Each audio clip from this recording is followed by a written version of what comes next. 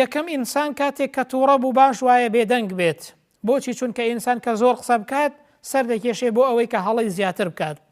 بۆیە پێغەمبەر دەفەرمێ وئیذا غەضیب ئەحەدوکم فەلیەسکوت، کاتێک کە تووڕە بوون بێدەنگ بن، چونکە کە بێدەنگ بووی وا دەکات کە تووڕە بوونەکەت نەمێنێت، بەڵام کە قسەت زۆر کرد وا دەکات کە زیاتر تووڕە بی.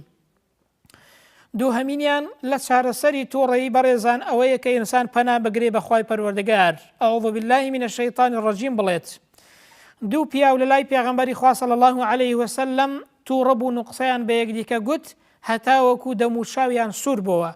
پێغەمبەر صلی الله علیه وسلم لەو کاتەیە فەرمووی من کەلیمەیەک دەزانم وشەیەک دەزانم ئەگەر ئەو وشەیە بڵێن ئەوەی کە هەتانە نامێنێت تووڕەیەکەتان نامێنێ و دەڕوات.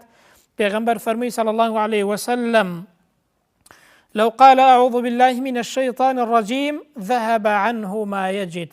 ئەگەر بڵێن أعوذ بالله من الشيطان الرجيم ئەو کەلیمە وشەیە وا دەکات تووڕەیەکەتان نەمێنێ و چارەسەر ببێت. ئەنجا لە ڕووی زانستیشەوە بەڕێزان زانایانی بواری زانستی ئەوەمان پێ دەڵێن کە ئینسان کاتێک کە تووڕە دەبێت پێویستە لەو کاتێدا چەند قسەیە بکات، چەند قسەیەکی دیکە بکات بۆ ئەوەی کە تووڕەبوونەکەی نەمێنێت. بەڵام شەریعەتی ئیسلام شتێکی باشتر لەوەمان پێ دەڵێت، پێمان دەڵێت کە خۆی پەنا بگرێ بە خوای پەروەردگار، پێمان دەڵێت کە بڵێت ئەعوذ بالله من الشەیطان الرەجیم بە ئیزنی خوای پەروەردگار تووڕەبوونەکەی نامێنێت. ئەنجا سێیەمینیان لە چارەسەر بریتیە لەوە کە ئینسان ئەو حاڵەتەی کە تێیدا بیگۆڕێت. جاری وهەیە ئینسان کە بە پێوەیە کاتێک کە دادەنیشێ هۆکارێکە بۆ ئەوەی کە تووڕەبوونەکەت نەمێنێت و لە فەرمایشتی پێغەمبەری صلی الله عليه وسلم ئاماژە بەوە کراوە. پێغەمبەر دەفەرمێت کە ئەبی ذەر بۆمان دەگێڕێتەوە دەفەرمێت پێغەمبەر پێی گوتین ئیذا غەضیب ئەحەدوکم وهو قائم فلیجلس، کاتێک کە ئێوە تووڕەبوون کە بە پێوە بندانیشن، ئەگەر تووڕەبوونەکەتان چارەسەر بوو باشە، ئەگەر چارەسەر نەبوو ئەنجا دەفەرمێ پاڵ بکەون ڕابکشێن بۆ ئەوەی کە حاڵەتەکەتان بگۆڕن بەهۆی ئەوەوە بەڵکو چارەسەری تووڕەبوونەکەتان ببێت. زانایان لە شەرحی ئەو فەرمایشتە پێمان دەڵێن بۆچی؟ چونکە ئینسان کاتێک کە بە پێوە بێت زیاتر هەوڵ دەدا بۆ ئەوەی کە تووڕەبوونەکەی جێبەجێ بکاوە تۆڵە بکاتەوە، بەڵام ئینسان کە دانیشت تووڕەبوونەکەی دەسرێتەوە و هەروەها تووڕەبوونەکەی نامێنێت. ئەنجا چوارەمینیان لە چارەسەری تووڕەیی بەڕێزان بریتیە لەوە کە ئینسان بچێت دەستنوێژێک بگرێت. بۆچی؟ چونکە تووڕەبوون تووڕەیی لە شەیطانەوەیە، شەیطانیش لە ئاگرە هیچ شتێک وەکو دەستنوێژ تووڕەیی ئینسان لا نابات. بۆیە پێغەمبەر دەفەرمێ صلی الله عليه وسلم لە فەرمایشتێکە کە ئیمامی ئەحمەد ڕیوایەتی کردووە و هەرچەندە شوعیب ئەرنەئوت زوعفێکی تێدایە و بە زەعیفی زانیوە، بەڵام لە بابی تەرغیب و تەرهیبدا دروستە.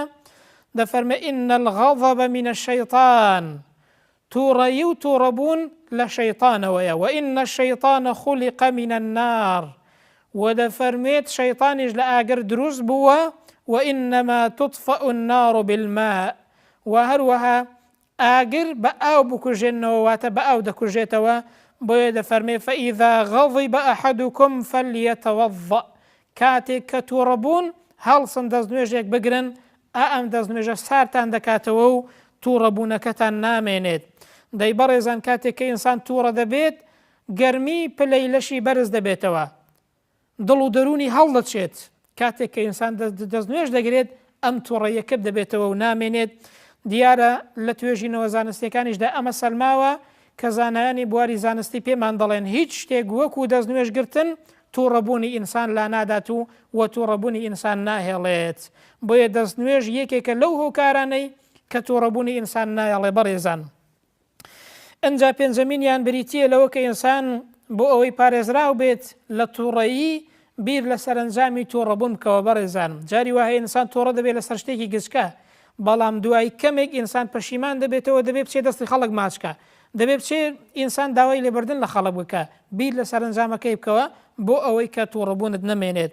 ئەنجا شەشەمین و کۆتاهەمین لەوەی کە ئینسان خۆی بپارێزێت وەکو چارەسەرێک لە تووڕەبوون بریتیە لە بیرکردنەوە لە پاداشتی خوای پەروەردگار، بریتیە لە بەستنەوەی هەر شتێک بەڕێزان بەلایەنی ئیمانیەوە، چونکە ئینسان کە شتەکان ببێستێتەوە بە پاداشتی خوای گەورە، بیر لە پاداشتی خوای گەورە بکاتەوە، شتەکان ببەستێتەوە بەلایەنی ئیمانیەوە، هیچ شتێک وەکو ئەوە کاریگەری لەسەر ئینسان نییە بەڕێزان.